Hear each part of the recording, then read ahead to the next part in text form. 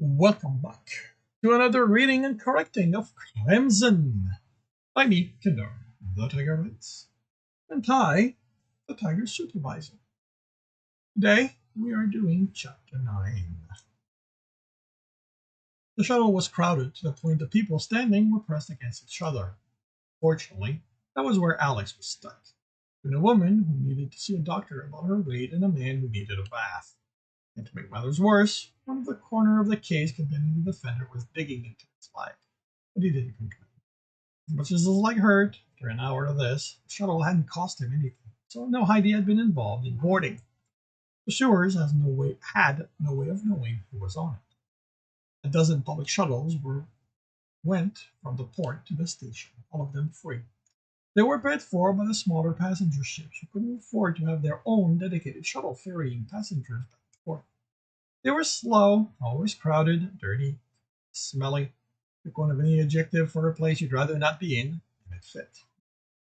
The announcement the shuttle was docking came, and the entire cabin let out a sigh of relief. It clanged and shuddered, and they were invited to exit in an orderly manner. No one listened. People standing in the aisle pushed toward the exit, while those seated tried to force their way among them. Yelling and screaming ensued. Alex just went along. The moment he was out, he limped toward the left. By the time he reached them, the pain in his leg was down to a dull throb, and he walked normally.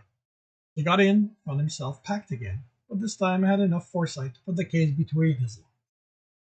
He went down past the luxury cruisers, because no way he could afford those, then past the passenger ship and the passenger freight transport, because if the law ever came to them asking for Alex to be handed over, they would do it. The ship obeyed the laws all the time. He needed something a little less reputable. He got off the lift at the first of the cargo ship level. According to the research he'd done, cargo ships were always looking for a way to make extra money. Some turned to piracy, others transporting less than legal goods, but a more common trend was that they were willing to take passengers. Now, all he could do was hope one of them went to Somalia and that he'd hidden his search trail well enough. It would really be annoying to be caught here because one of his co-workers had managed to untangle the mess of a search history he'd created. Excuse me, he asked the woman in a brown and gray uniform. Can you tell me if you ever go to Somalia? Never heard of it, was her reply before turning away and entering the ship, behind a large crate on a hover plate. Excuse me, Alex asked a large man on the next ship, only to be told to go away in as vulgar a language as he'd ever heard. The next one said no to him before he'd even finished asking his question, and the one after that ignored him. The one on the next ship looked at Alex like he might be crazy, and so on. People who looked at it looked to be an authority either didn't go there, was, or couldn't be bothered to answer him. Alex wished that the cargo ships had destination boards like the cruise liners. That way he wouldn't have to bother asking about it. But he could see at a glance, and all he'd have to do was convince them to take him on as a passenger. On the third level down, he did come across someone who proved to be friendlier. I'm sorry, the woman said after Alex asked about Somalia. We don't go there. I understand, but do you at least pass by? Do you at least pass by it? She pulled out a pad and checked. Somalia is a rim planet. We don't go to the edge. There isn't any freight worthwhile there. If you want, we can take you to the central planets, like in the Ellura or Trumbor system. You'd have a better chance of finding someone willing going to the rim. Alex shook his head. That would add years to the trip, and I don't even have a guarantee someone will go there. I'm in a bit of a hurry, so I'm hoping to find someone here that's going in that direction and can drop me off.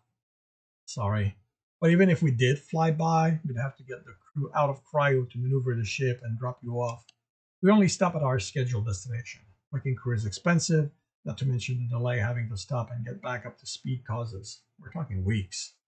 And then no. Look down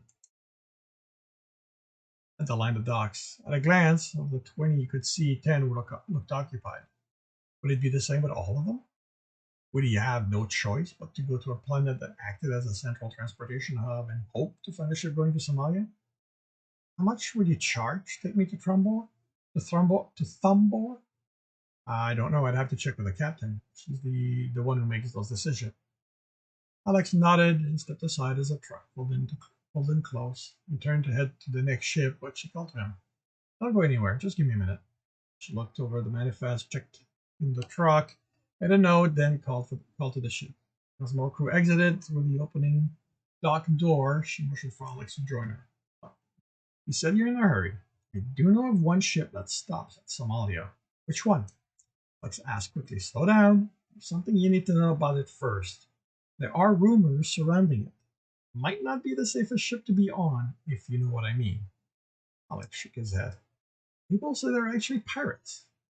He opened his mouth to reply, but stopped as motion caught his attention. A group of uniformed people were walking down the dock. Station security. He stopped at the ship far enough he couldn't make out what they did, but he did see that one of the people they spoke with pointed along to the row of dock at himself. Alex was sure. You're in trouble, aren't you? She asked, looking where he had. No, started to protest. The ship's name is Golly's Yacht. Yeah. Golly's Yacht.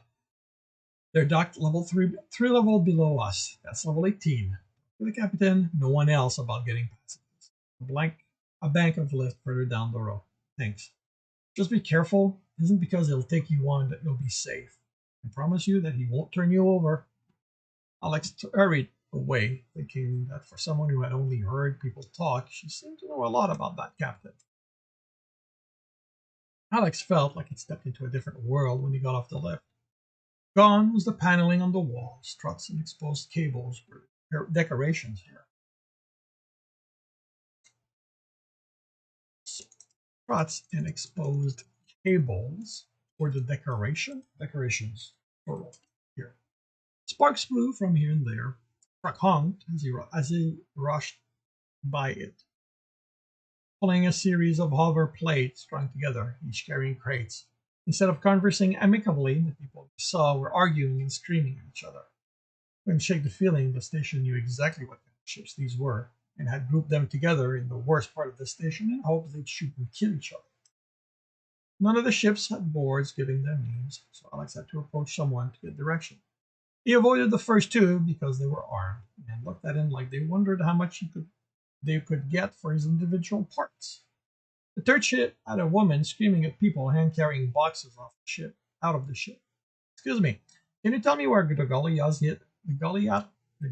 yacht is? No, she replied curtly and went back to screaming. The ship had a man leaning against the wall. Next to the hatch, Alex approached him, even if he was armed. Excuse me, do you know where the Golly's yacht is? Man, I do. Why do you want to do business with them? Alex shrugged. He didn't know how to proceed. Should he explain what he wanted? Could he trust this man? His instinct screamed he couldn't. Promise you, whatever you're looking for, this ship's got better quality. I just need to talk to them. Yes, sir. Right. Sit yourself. Or ship down. Thank you. Alex kept a wide berth of the next ship. The crew was dirty, armed, and looking like they were spoiling for a fight. When he reached the fourth ship, they were in the process of taking cargo out. At least 30 men and women were pouring in and out, carrying boxes, pushing crates on hover plates. He threaded his way through them, getting cursed at, and went to the man standing on the other side, supervising the work. He was dressed in a dirty white shirt, gray pants, black boots. His hair was mixed with gray, and he needed a shave. Excuse me, is this the Golly's yacht? The man grunted a yes. Do you know where I can find the captain? Alex had trouble keeping his excitement out of his voice. Why? He owe you money? What? No, I was told the ship goes to Somalia. We do, sometime. Then I need to talk with him about booking passage. The man turned and looked at Alex. He looked tired, but his eyes were alert. This isn't a cruise ship. I know. I'm not looking to travel in one of those. And they don't go to Somalia. That's where I need to go. I said we go there sometime. He snapped his head at people working. Clarkson, if all that shaking breaks something in that crate, I'm taking it out of your hide. Alex looked at the man holding the crate that had to weigh 200 pounds, nod and respond with a soft, yes, sir. Wait, you're the captain? The man looked at Alex. What do you think? Then I want passage. I need to go to Somalia. Don't think you heard me. I don't do passengers. Go ask one of the cruise ships. They're a few level up. Screamed at someone else to watch what she was doing. They don't go there. Look, Captain, I'm willing to work. I don't care what I have to do. You're the only ship I found that goes there. The man didn't respond for a long time, looking over the working crew. Eventually, he sighed and turned to face Alex, looking him over. He was unusually aware of being overweight. I know I don't look like much, but I'm a hard worker. The moment he thought about offering to pay for his passage by spending his nights in the crew's bed, but he didn't want to be unfaithful to Jack. And this wasn't a porno vid. So, if I tell you to grab that crate, I pointed to one the two women were carrying between them, and walk it to the Hularion warehouse, you'd do that? I don't know where that is, but yes, I'd do it. Not that he knew how he managed that. The women were muscular, and they looked to have trouble with it. Maybe there was a hoverblade you could use? And then chuckle. What is it you actually do? What is it you actually know how to do? I'm a coercionist, sir. What is that? Man, Alex started to explain the detail of his work. I thought better of it. I work with computers, and I get them to do what I want. Can you clean infections? Yes, I can do that. Wasn't He didn't have any accredited training in that area, but like all coercionists, he taught himself so he'd know what he'd have to fight. Captain turned his back to him and silently watched over. All right, he said without turning back. You're willing to work, I'm willing to take you. I can always use free labor. Here are my rules. I only keep you around so long as I find you useful. You don't question my orders. First time you do that, it's going to be the last. You start trouble with the crew, and I'm throwing you out of the airlock. Is that clear? Yes, sir, Alex answered without hesitation. I turned to my glare. You won't regret it. Better damn well not. Will, get your ass here.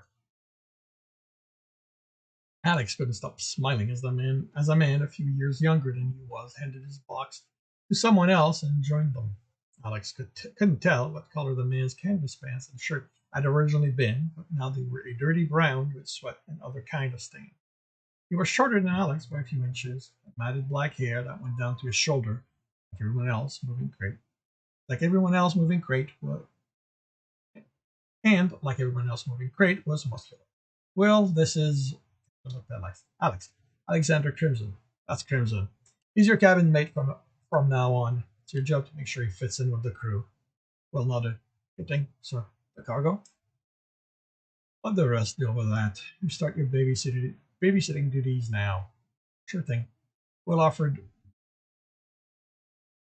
his hand to Alex. I'm Will Williams. Alex didn't hesitate to shake the dirty hand. Then Will guided him through the people entering and exiting the ship. Alex stopped once he was inside and turned back to look at the station. Second thought, Alex called from the doorway further in. Alex smiled as he took one last look at this place and joined him. No, I'm just accepting that this is finally happening. This concludes chapter 9. If you are enjoying this, leave a like, subscribe and hit the bell. Know when the next one's going to be. You want to read the story, it is available on all major e-retail store, as well as the other books in the series. It's 56. You want to watch me read this, you can do that on Twitch, as well as watch me write more books. If you want to support me, I have a Patreon where you can read some of more of the stories I've written, even some I haven't published. Now the links are all in the notes. With that, I shall wish you a good day.